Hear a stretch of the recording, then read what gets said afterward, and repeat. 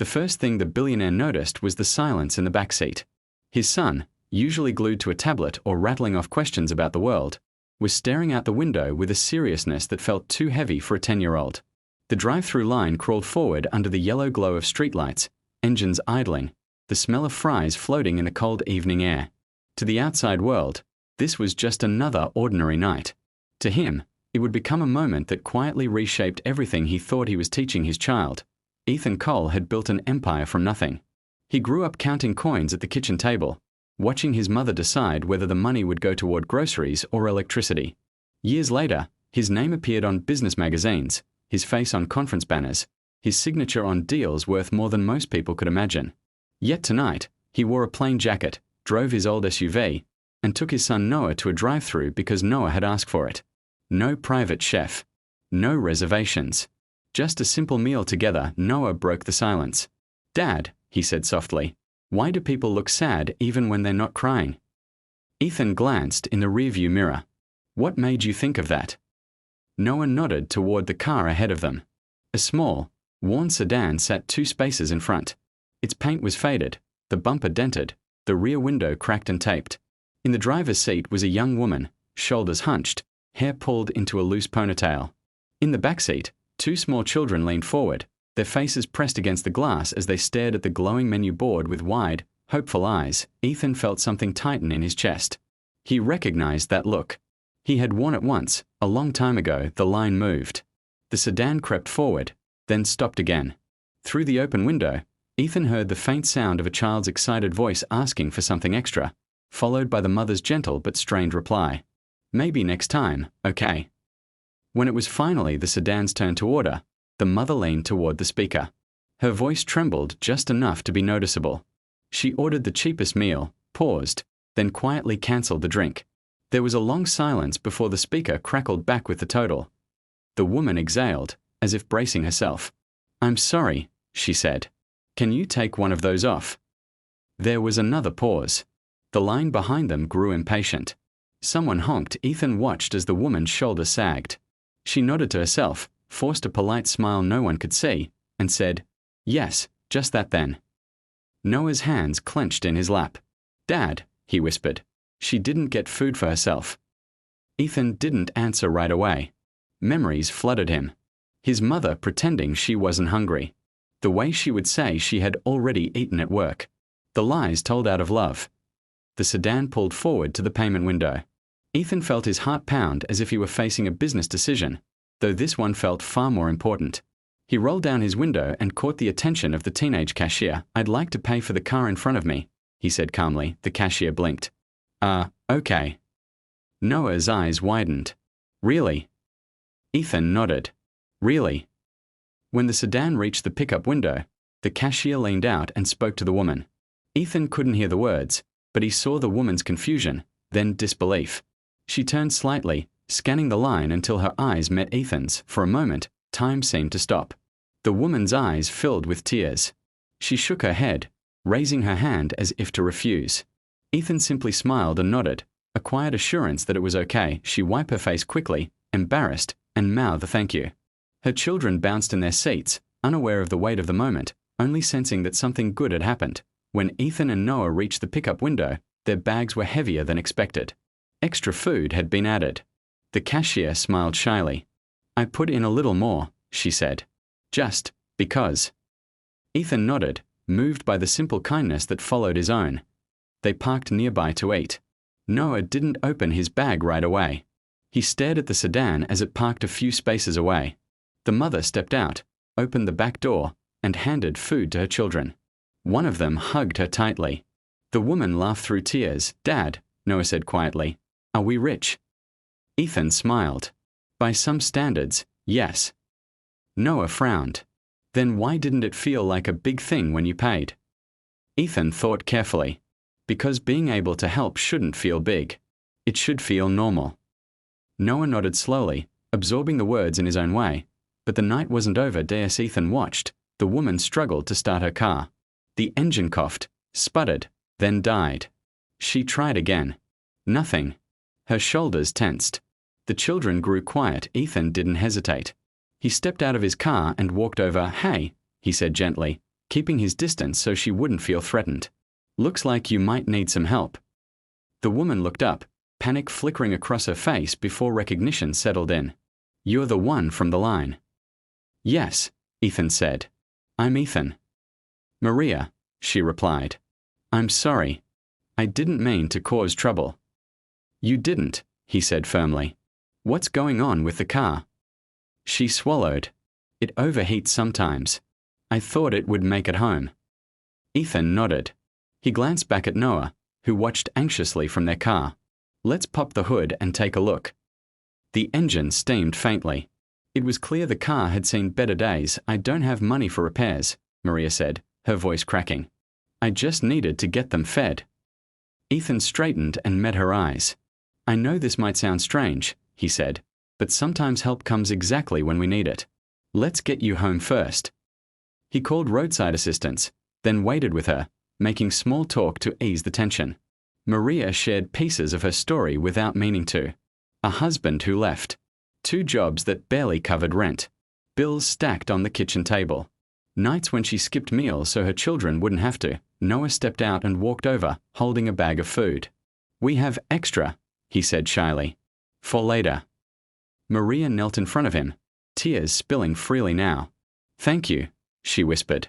You're very kind. The tow truck arrived. Ethan arranged for the car to be taken to a nearby mechanic. He paid for the inspection without mentioning it. Before Maria climbed into the truck, Ethan handed her a card. If you're comfortable, he said, call me tomorrow. Let's make sure this car is safe. She hesitated, then nodded, gripping the card as if it were fragile. That night, Noah didn't fall asleep right away. Dad, he said in the dark, why don't people help more if they can? Ethan sighed. Sometimes they're afraid. Sometimes they don't see. Sometimes they forget what it feels like to need help. Noah turned toward him. I don't want to forget. Ethan smiled in the darkness. Neither do I. The next day, Maria called. The repairs were more serious than expected. Ethan paid quietly, insisting it was simply the right thing to do. But he didn't stop there. He connected her with resources, helped her find a better job through one of his companies, and ensured her children had what they needed for school. Weeks passed. Life moved forward. But something had shifted. One evening, Noah asked to go back to the same drive-thru. They went, and as they waited in line, Noah leaned forward, scanning the cars around them. What are you looking for? Ethan asked. Someone who needs help, Noah replied simply. Ethan felt his throat tighten. He realized then that the greatest wealth he could ever pass on wasn't money, or companies, or property. It was awareness. Compassion. The instinct to step in. As they drove away that night, Ethan understood something he hadn't grasped in all his years of success. Wealth could open doors, but kindness opened hearts.